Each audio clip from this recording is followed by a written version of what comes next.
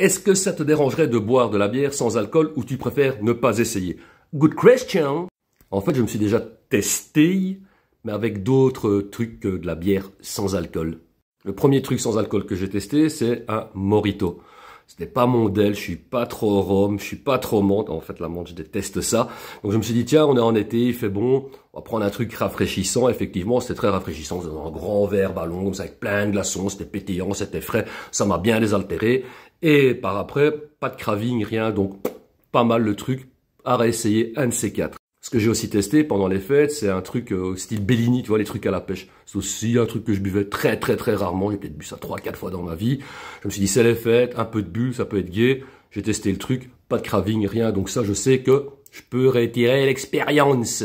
Il y a pas longtemps, avec ma copine, on était boire un verre centre-ville.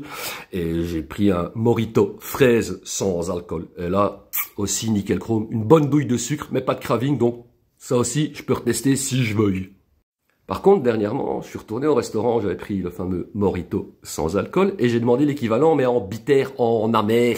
Donc là, je me suis dit, ça va être comme un apérol spritz, tu vois, des glaçons, des bulles, rafraîchissants, tout le bazar. Et là, ben non, oh surprise, le mec, il me ramène un drink avec 2 glaçons. Donc là, c'était vraiment bien amer sa mère, tu vois, mais vraiment, et ça goûtait le Campari, ou tu vois, un peu genre le martini rouge, tu vois. Et moi, le Campari, j'en ai jamais bu. Et le martini rouge, je me rappelle en avoir bu 3 fois dans ma vie, 3 fois malade. Donc là, je me suis dit aussi, pas de craving, rien, ça va le faire. Et aux surprises, ça ne l'a pas fait. Alors là, le soir, grosse surprise, quoi, tu vois. J'avais le goût et l'odeur du martini en bouche. Et comme une espèce de sensation, c'est assez particulier, une sensation comme ça de vapeur d'alcool. Et là, je me suis dit, ah ouais, non, ça c'est time. Et donc, ça m'a conforté dans l'idée de ne même pas essayer de tester de près ou de loin la bière sans alcool. Parce que la bière, il y a quand même, tu vois, une espèce d'amertume là-dedans, tu vois. Bon, il y en a qui en ont plus ou moins que d'autres, mais voilà, le fond d'une bière, il y a toujours cette espèce, tu vois, ce petit goût amer là, tu vois. Et ça, je sais que ça va me titiller à mort, hein. J'ai déjà suffisamment de craving comme ça que pour m'en rajouter une couche avec ça, tu vois, ce serait me tirer une balle dans le pied au niveau du craving et ça, vraiment... Après, il faut quand même être clair sur un truc. Ce qui ne marche pas pour moi va marcher pour quelqu'un d'autre. Et inversement, forcément.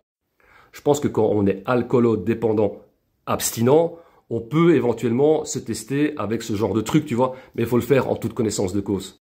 Donc, il faut vraiment avoir bien conscience que quand on veut se tester avec ce genre de truc, derrière, il peut y avoir du craving. Et donc, mieux vaut avoir de bonnes stratégies pour lutter contre, parce que sinon, derrière, c'est un énorme claquage dedans.